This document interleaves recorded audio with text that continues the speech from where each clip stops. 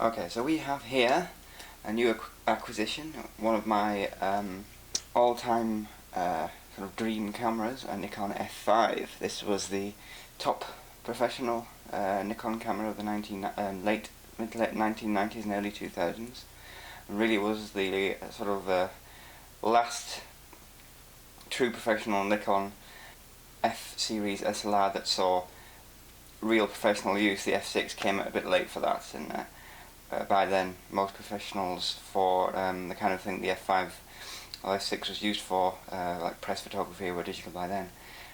And this really was a workhorse camera then, and considering it was the professional and the most expensive camera, I think it was always something that I really wanted. So it is a continuation of the Nikon F series. I only have one other Nikon F series camera, which is the Nikon F3, which I have shown in a previous video. And that obviously was the sort of last Nikon manual focus F camera from the 1980s, whereas the Nikon F5 was the AF SLR of the 1990s, and really sort of premiered many of the features that later Nikon F film cameras and Nikon DSLRs have, such as the dual command wheels, the multi-point AF system, and the 3D matrix metering, and especially the colour matrix metering. This is the first camera to have that. So what else does it have? It has an attached motor drive, which makes it very large and also very heavy. More about that later, but let's take a look at this excellent camera. Okay, so let's take a look at some of the features. So the first thing you notice about the F5 when you pick it up is how heavy and how solidly constructed it is. It really is a joy to hold. It is very well made. The finish is very good indeed. The covering is generally metal, with rubber covering on the front and on the back. Even things such as the little door here are metal, being held closed with a magnet. And other things such as the little door that covers the rewind controller metal. Generally the metal is aluminium, but the removable finder is titanium covered. So even simple things such as how the LEDs are set in is really quite well finished. Really is beautifully made, and that's why it was so expensive when it first came out. Even today it still costs about £250 or more for a better condition example, and that's for a film SLR. That is still quite expensive, considering that they are essentially almost obsolete. So the cost of this excellent construction quality and robustness is weight. It weighs rather about 1.4 kilograms, and that's without a lens, but with batteries and without a strap. So that's really quite a heavy and large thing to be carrying around with you all the time, and that's really its major drawback. It's excellent in terms of its build quality and strength, but it's heavy and large, and that really is the cost of having such a good construction. The attached motor drive and battery pack is the other first thing you notice about it. This contributes to the large size. The battery pack withdraws such as this, and another reason for the large weight is that the camera requires 8 AA batteries, either alkaline or lithium. It doesn't like nickel metal hydride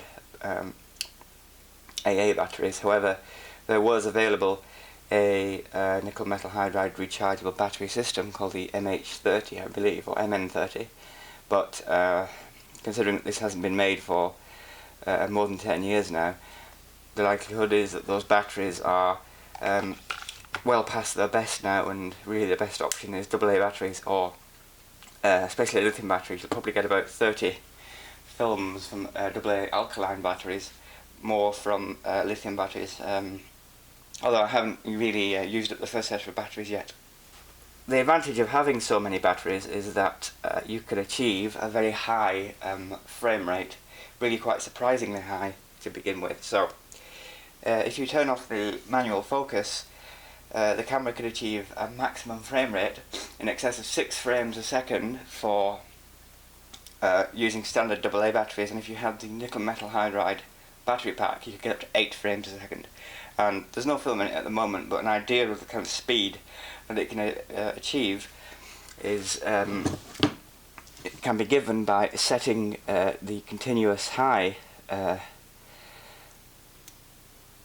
auto winder speed here, turning off the autofocus and depressing the shutter button. So it really is a very rapid camera, and that is quite surprising to people who are watching, and an easy way to waste film. It is possible to set a slower shutter speed, something like 3 frames a second, continuous low, but that is also variable in the custom settings to different speeds as you prefer, or indeed just leave it in single, so it'll only take one picture at a time.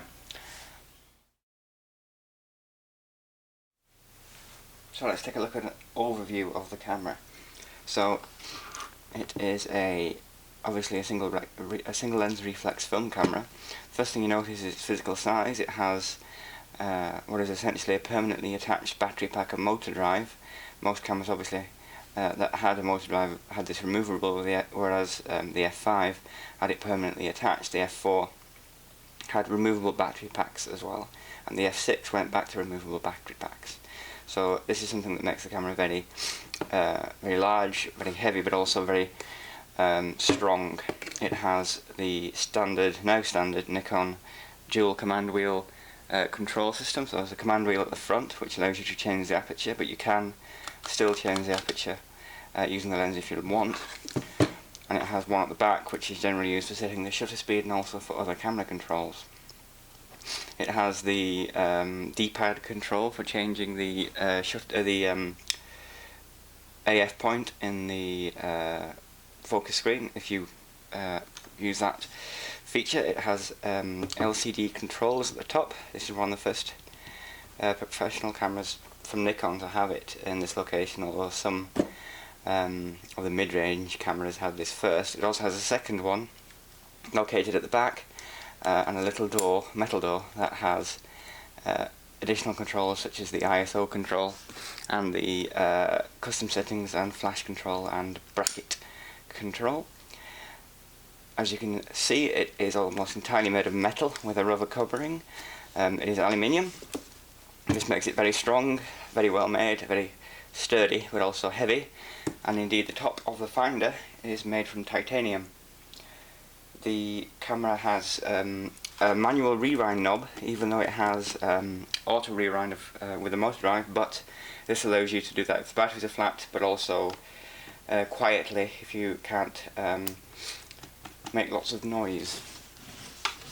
It has dual controls for the rewind, which are a bit complicated, and it has a lock on the AA on and off button and illumination there. You can see it has a hot shoe, an ordinary hot shoe as well. So one of the other features of the camera is the rather rapid and somewhat aggressive autofocus system.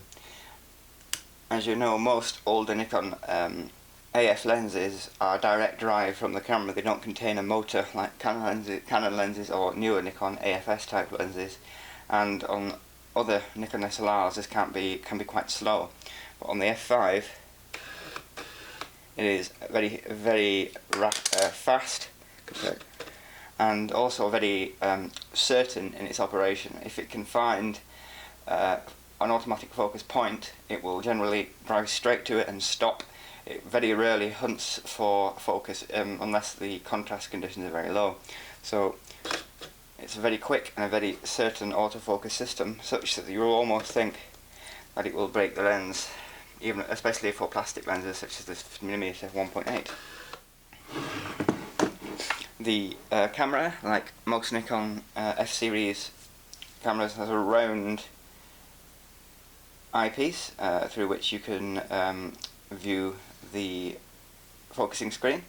The camera has 5 AF points which are selectable, which is typical of sort of 1990s AF cameras. Now AF DSLRs have multiple AF points, like 30 or 40. And that really is useful for when you want to follow focus a moving object, which can then move between the focus points. Having 5 focus points doesn't really allow you to do that, but you are able to move between the focus points using the D-pad selector here. Although generally I find it much easier, unless I'm on a tripod or similar, is to just essentially recompose the shot after focusing with the central focus point. I think that's usually the quickest way to do it, unless the geometry is such that you'll be able to focus if you move the camera like that. I think that's usually what most people do. But yes, as I say, the AF is very quick and very certain. It also has a focus assisting indicator in the viewfinder, which is of the better kind, which shows you arrows telling you which way to focus the lens, to the left or to the right, to help you focus that. That's in the top right hand corner of the viewfinder. It has the readout of shutter speed, aperture and so on in the bottom of the viewfinder. And it also has the aperture direct readout window in the top, which means that you can see the actual aperture of the lens if lighting conditions are sufficient inside the viewfinder, and that's really useful for manual focus lenses which don't have the chip which allows them to communicate with the camera and tell the camera the aperture selected. This camera can meter with manual focus lenses, however it's only center weighted and spot metering. It cannot do matrix metering, which with manual focus lenses, which is one of the negative points of the camera compared to the Nikon F4 and the F5 and DSLRs such as the D1 series or the newer DSLRs, which allow you to select the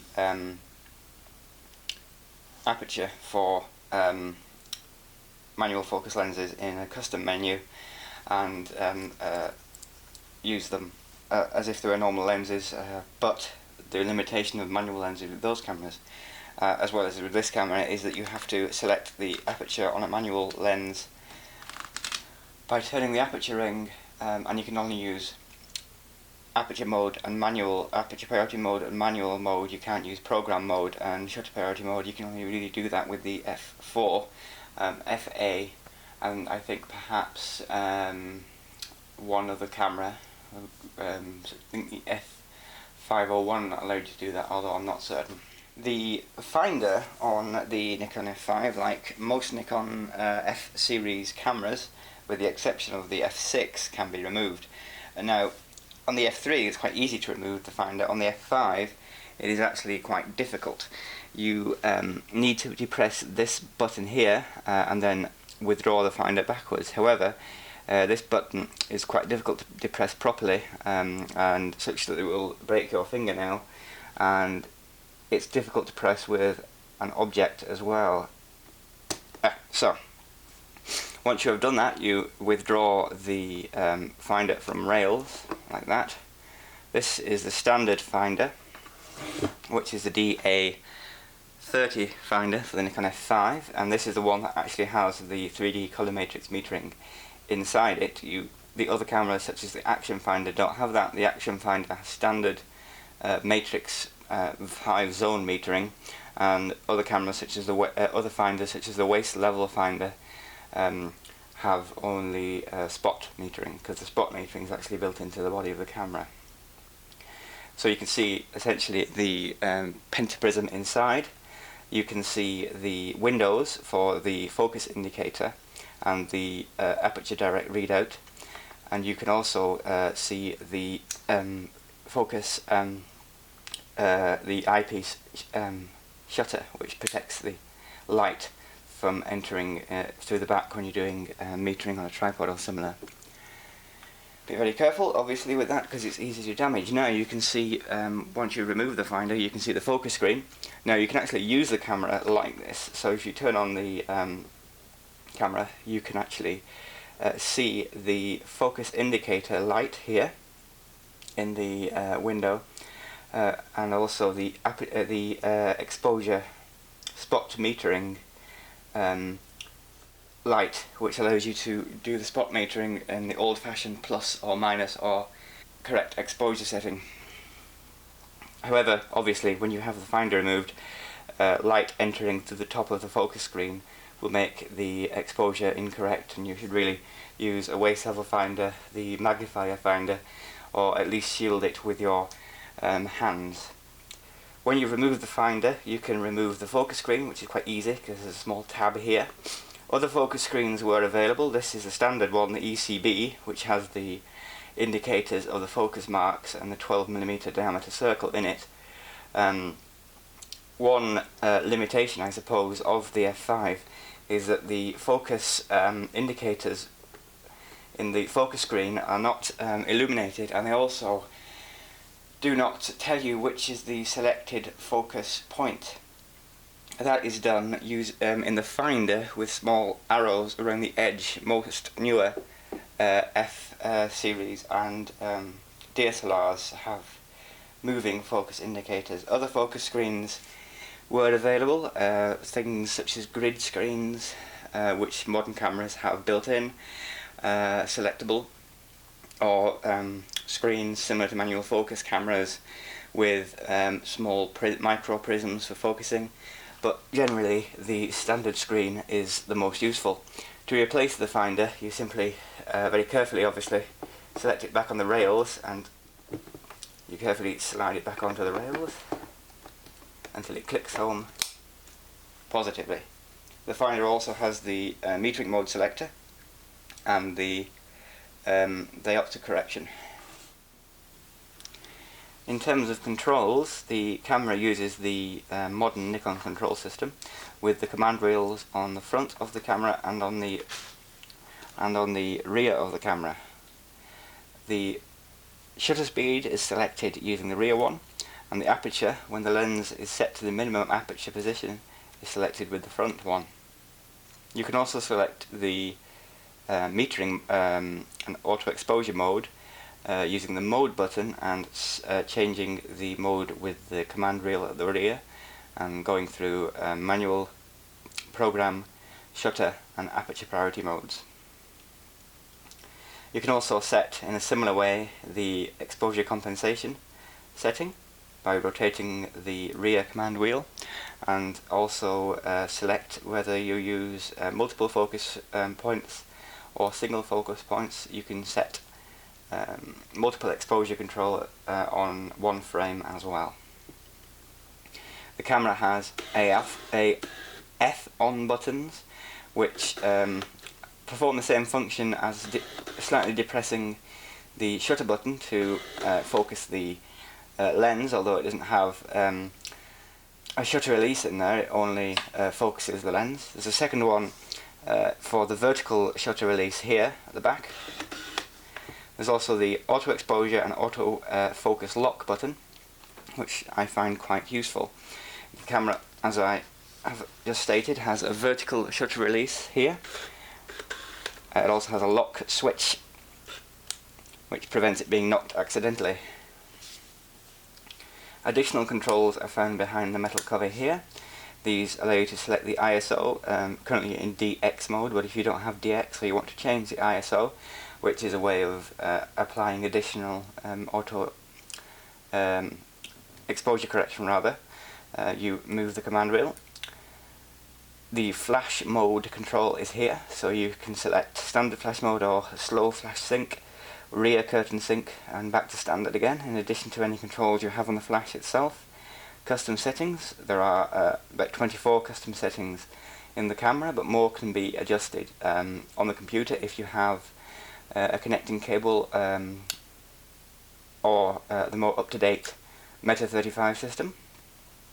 And also auto bracket mode, and also L locking mode for locking settings.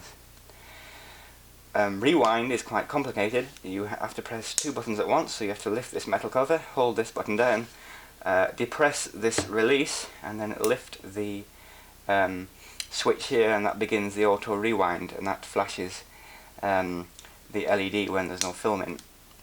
If you want to do the manual rewind, you press that button, release, and then you can turn the manual rewind knob. At the front of the camera you can see the autofocus selector. You can select between manual, single servo OIF, which is locks focus before you can release the camera, shutter, and continuous AF, which is for moving subjects.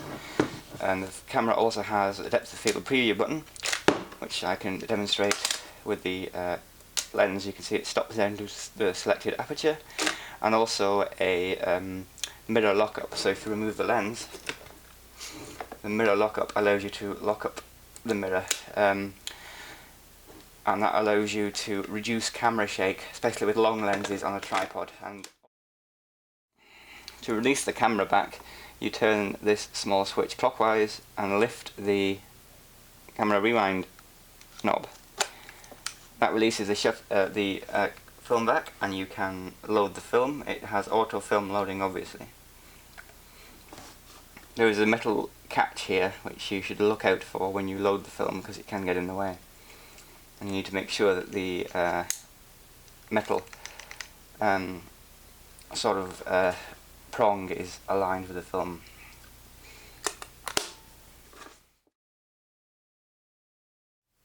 I bought my Nikon F5 used quite recently, but it still came with the original packaging, which is still in pretty good condition. It's a fairly standard Nikon sort of gold box with F5 in shiny gold foil. It still has the original sticker which it came with, advertising Energizer batteries in the UK.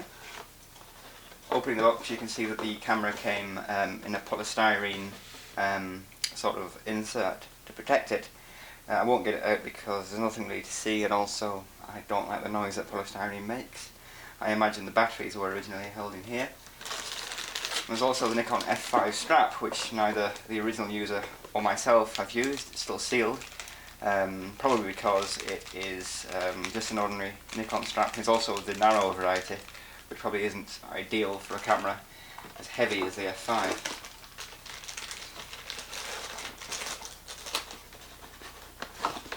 You also get the manual and the Nikon warranty card. This hasn't been filled in because nobody ever filled these in. Let's take a quick look at the manual itself. It's a fairly standard Nikon instruction manual of the time, mainly in black and white with some colour annotation. So it has a standard introduction, forward, and categories. Introduction to the camera and the control system, which was relatively new at the time, obviously. You can see how to attach a lens, insert the batteries, you can load the film and take a photograph. Basic operation. There's Mr. Nikon using the camera. A simple kind of thing. In the manual we also have the instructions for the custom settings menu. Obviously the custom settings are in the numerical format, which don't actually tell you what the custom settings are, so probably best to read this and set the ones you want to set. Most of them are ones that you generally set and leave set, although other ones you might want to change more often, such as the self timer duration. You might need to just memorize, I'm afraid. Here is a section on operation with a personal computer, which required either a special remote control, a special cable. That was a serial cable, which wouldn't work with modern computers. However, a modern solution to that has been devised, which I will mention later. Here is the lens compatibility chart, and here are the different finders that are available. This is the action finder, the magnification finder, and the waist level finder, and these are some of the different focusing screens which are available. This is the nickel metal hydride battery pack, and these are the optional camera backs. The camera back can be removed, and you can attach the multiple control back, the MF28, which had additional features such as imprinting the date between the frames, which is potentially more useful, and also intervalometer functions, and also allows you to record the date in the computer memory of the F5. This is the MF27, is just a standard data back which prints on the film frame. And other accessories which include the remote releases. Also, I have found in the box the instructions for the different focusing screens that are available with the F5. And this is essentially a large chart which shows you which lenses work best with different focusing screens. That's quite useful. And also this rather interesting owner protection register little document which allowed you to enter a prize draw to win the cost of the camera back in 1998 when this camera was probably made, and also allowed the Nikon to gather your personal information and do customer surveys in those mainly pre-internet days. Okay, so I do have a couple of accessories. I have the remote release. So this is the MC20 remote release, which is the more advanced version of the remote release. There was also this much simpler sort of remote release, similar to this one. This is the MC12, which is for the F3 motor drive. It's just a simple button. It has the F3 type 2-pin connector, but there was one for the F5 which had the multi-pin connector, but it was just a simple button like that. This is the MC20. It has additional features in addition to the button, which allows you to set very long exposures up to, I believe, 99 hours and 99 minutes, should you desire to do so. And it attaches using the multi-pin adapter into the small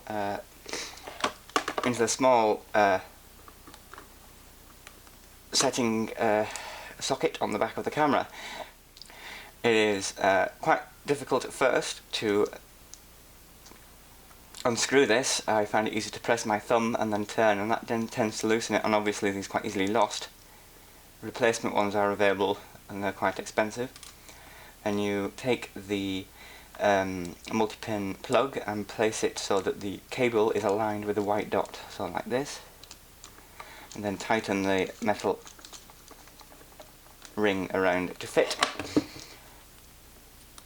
So this is usable as a simple remote release. You simply press the button, that will focus. If you turn off the autofocus, you can release the shutter.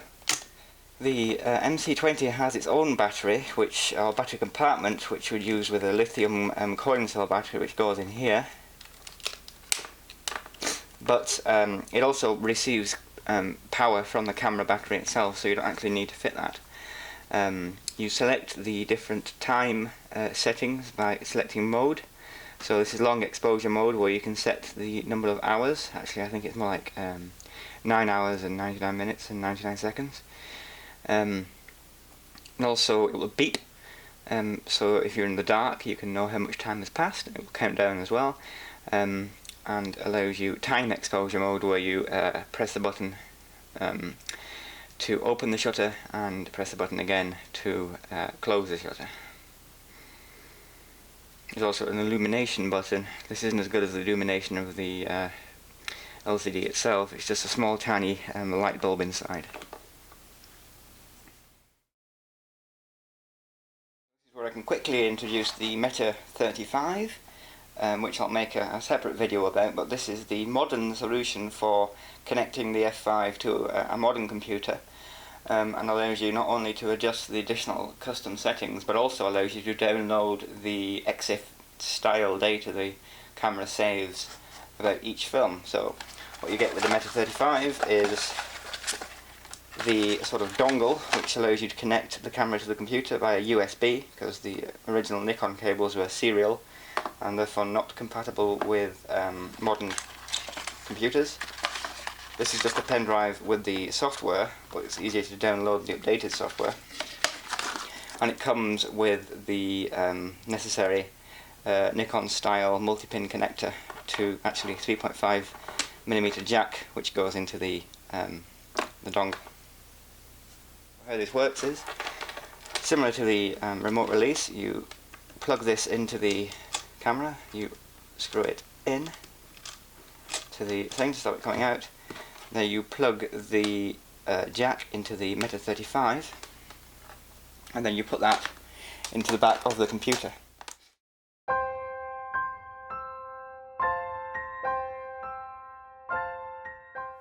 So what to say in summary about the Nikon F5? Well, it is an excellent and beautifully made film camera. It is a joy to hold.